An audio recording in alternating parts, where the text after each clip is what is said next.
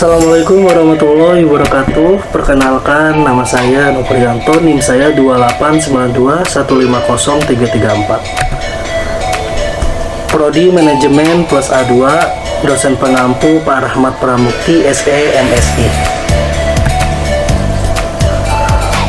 Oke, langsung aja ke latar belakang perilaku organisasi. Untuk dapat bertahan hidup, manusia harus dapat melakukan organisasi. Kemampuan seseorang akan dapat diidentifikasi dengan melakukan komunikasi dalam organisasi. Manusia juga memiliki tujuan yang sama, yaitu mampu hidup dengan kebutuhan yang berkecukupan. Manusia berdasarkan fitrahnya memiliki kebutuhan psikologis, yaitu kebutuhan untuk dikenal, berkembang, bahkan berapresiasi. Kebutuhan ini yang dimaksud dengan perilaku organisasi. Hubungan yang terjadi ini yang disebut perilaku organisasi. Banyak hal yang dapat mempengaruhi seseorang dalam dapat melakukan perilaku organisasi. Ada kemampuan intelijensia, kemampuan berkomunikasi, dan kemampuan dalam menyesuaikan diri terhadap lingkungan dan kondisi tertentu. Banyak orang yang gagal dalam perilaku organisasi hanya demi kepentingan diri seseorang, sering manipulasi diri agar dapat hidup dan bertahan. Cara ini dikategorikan dengan cara negatif, sedangkan cara positifnya adalah memiliki kemampuan public relationship seseorang dalam berintegrasi dan cara berkembang tersebut. Hal ini sangat menarik untuk dibahas karena masyarakat adalah merupakan individual yang memiliki tujuan sama, yaitu membutuhkan eksistensi diri. Ada banyak perilaku yang dapat dianalisis untuk bisa berorganisasi dalam komunitas tertentu, sehingga status sosial seseorang akan terlihat lebih tinggi dibanding dengan seseorang yang tidak memiliki kemampuan dalam berorganisasi. Agar lebih memahami organisasi yang dimaksud dalam makalah atau PPT yang saya jelaskan ini, keberadaan atau perilaku produktivitas kita dalam sebuah perusahaan. Jadi dengan demikian dapat dipahami bahwa seseorang yang dapat meraih perilaku organisasi yang berkualitas dan produktif memberikan dampak positif untuk dirinya sendiri. Dalam materi kali ini akan membahas bagaimana perilaku seseorang individu agar dapat diakui kapabilitas dan kemampuan dalam berorganisasi di perusahaan tersebut. Salah satunya yaitu contoh perilaku organisasi yang baik adalah disiplin dalam menjalankan tugas dan tanggung jawab pekerjaan. Motivasi dalam organisasi. Arti penting organisasi. Karakteristik motivasi adalah merupakan hal yang sangat penting dan merupakan perspektif dasar dari pendekatan historikal. Untuk itu, perlu diidentifikasi dan dijabarkan motivasi tersebut berdasarkan perspektif, kebutuhan, serta motivasi juga perlu diidentifikasikan dan dijabarkan berdasarkan perspektif proses atau Griffin and Moorhead pada tahun 2014. Motivasi diartikan sebagai suatu kekuatan yang mendorong seseorang untuk melakukan sesuatu agar memperoleh hasil atau tujuan yang diharapkan. Dalam lingkungan organisasi, motivasi kerja atau work motivation merupakan tekanan psikologis dalam diri seseorang yang menentukan arah perilakunya dalam organisasi, tingkat usahanya maupun tingkat ketahanannya dalam menghadapi hambatan-hambatan. Karyawan akan termotivasi untuk memberikan hasil kerja yang baik apabila dia memperoleh imbalan atau reward yang memadai seperti bonus, penghargaan, ekstra cuti, dan sebagainya. Motivasi sangat diperlukan dalam organisasi karena berhubungan dengan usaha memberikan dorongan pada para karyawan untuk mencapai tujuan organisasi. Tujuan organisasi tidaklah mungkin dicapai tanpa adanya komitmen yang bertahan lama dari para anggotanya. Pemahaman tentang motivasi perlu didasarkan pada asumsi bahwa motivasi adalah sebagai hal yang baik, sebagai penentu prestasi kerja, sebagai hal yang tidak pernah berhenti, dan sebagai alat pengukur hubungan pekerjaan dalam organisasi. Konsep dasar motivasi. Motivasi seringkali dipahami sama dengan kinerja atau performance. Kinerja adalah evaluasi atas perilaku seseorang. Hasilnya antara lain untuk mengetahui seberapa baik seseorang melakukan pekerjaannya. Sedangkan motivasi adalah salah satu elemen dari pengukuran kinerja, dikarenakan motivasi adalah hanya sebagian dari bagian untuk menilai kinerja. Maka tidak berarti bahwa orang yang bermotivasi baik akan dikinerja baik. Demikian juga sebaliknya.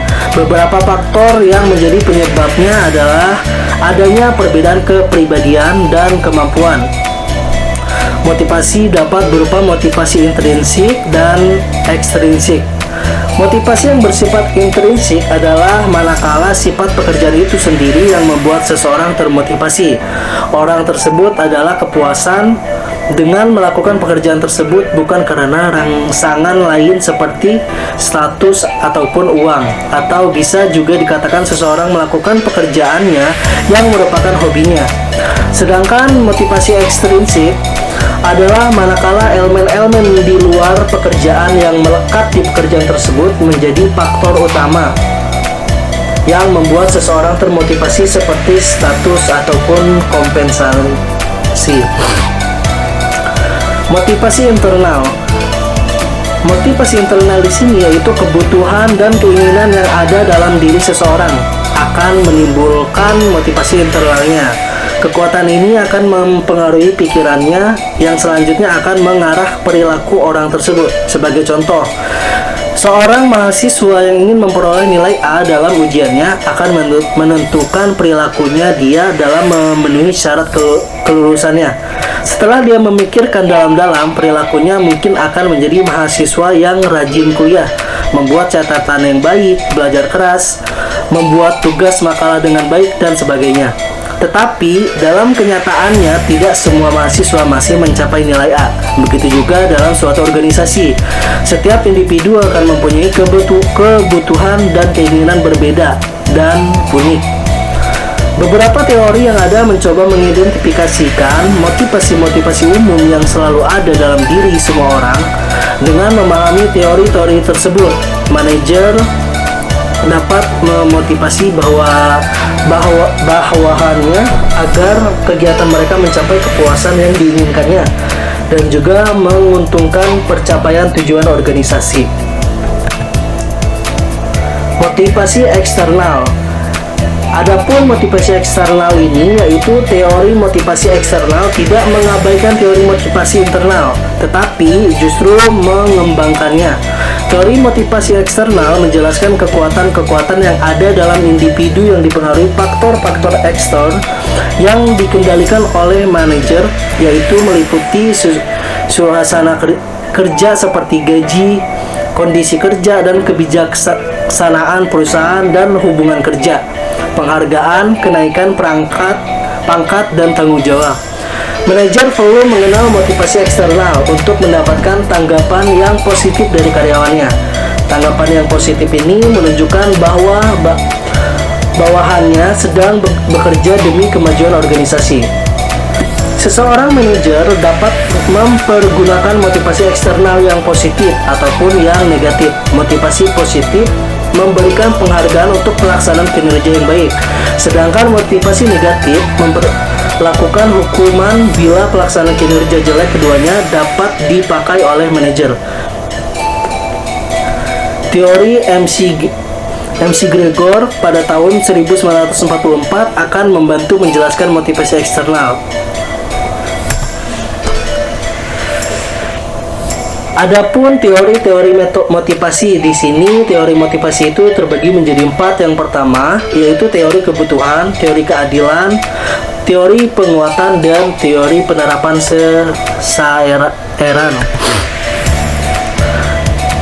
Nah, dan adapun aplikasi manajerial dari teori-teori motivasi. Yang pertama yaitu ada sistem manajemen, dan yang kedua itu ada penerapan teori dalam praktik. Oke, untuk selanjutnya yaitu rangkuman materi yang saya bahas tadi atau kesimpulannya.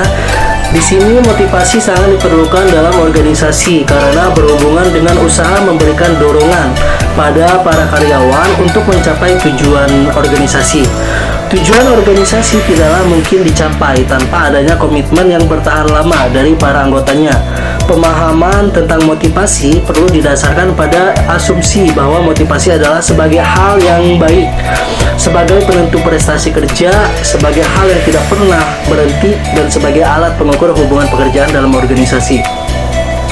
Motivasi seringkali dipahami sama dengan kinerja atau performance, padahal motivasi dan kinerja itu adalah hal yang berbeda. Kinerja adalah evaluasi atas perilaku seseorang. Hasilnya antara lain untuk mengetahui seberapa baik seseorang melakukan pekerjaannya.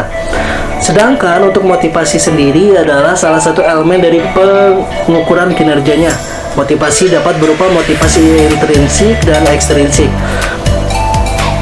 Motivasi yang bersifat intrinsik ialah manakala sifat pekerjaan itu sendiri yang membuat seseorang itu termotivasi. Orang tersebut dapat merasakan kepuasan dengan melakukan pekerjaan tersebut bukan karena rangsangan lain seperti status ataupun uang atau bisa juga dikatakan seseorang melakukan pekerjaannya yang merupakan hobinya.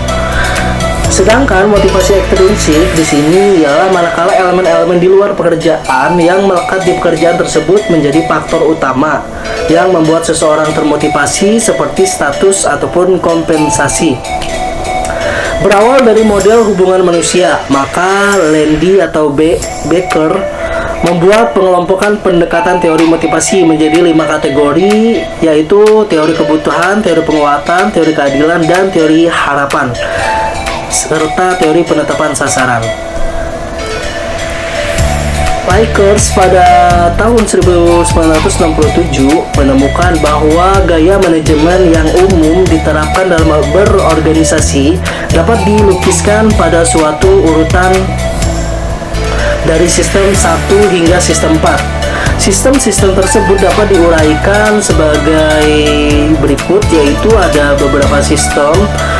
1, yaitu pimpinan dipandang tidak merasa yakin atau percaya diri terhadap bawahannya karena mereka jarang dilibatkan dalam setiap aspek proses pengambilan keputusan. Yang kedua, yaitu sistem pimpinan dipandang kurang memiliki rasa yakin dan kepercayaan terhadap bawahan, seperti halnya sikap majikan terhadap pelayan. Untuk selanjutnya, yaitu sistem pimpinan dipandang cukup sekalipun tidak sepenuhnya memiliki rasa yakin dan kepercayaan terhadap bawahan. Dan yang keempat, yaitu pimpinan dipandang memiliki rasa yakin dan kepercayaan penuh terhadap bawahan. Oke, mungkin cukup sekian pembahasan hari ini. Kurang lebihnya saya mohon maaf. Assalamualaikum warahmatullahi wabarakatuh.